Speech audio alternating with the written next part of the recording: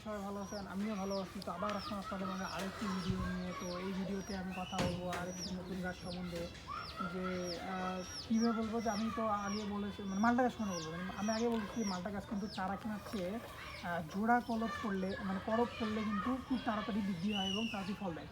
তো এই জোড়া কলপ আপনারা কীভাবে করবেন আমি এই ভিডিওতে এখন সেটাই বলবো, যে এই মালটা গাছ কীভাবে আপনারা জোড়া কলপ করবেন।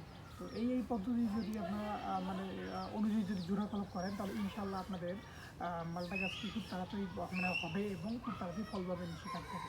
তো অবশ্যই এগুলো মনোযোগ সহকারে শুনবেন এই পদ্ধতিগুলো।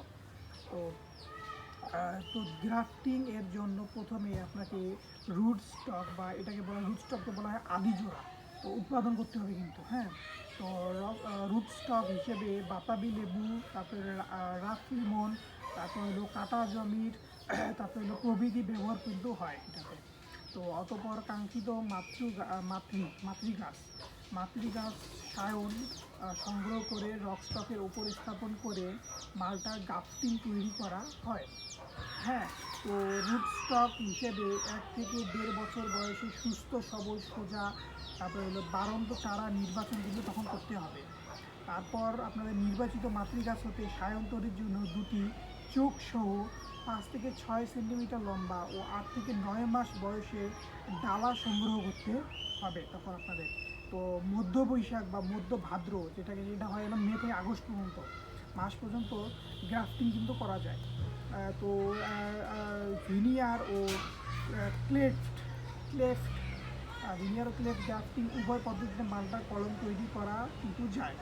তো সাধারণত কলম করা 10 থেকে 15 দিনের মধ্যে রুটস্টক ও সায়নের মধ্যে সংযোগ স্থাপন কিন্তু হয় ও সায়নের চোখে ফুটে কুশি বের হয়।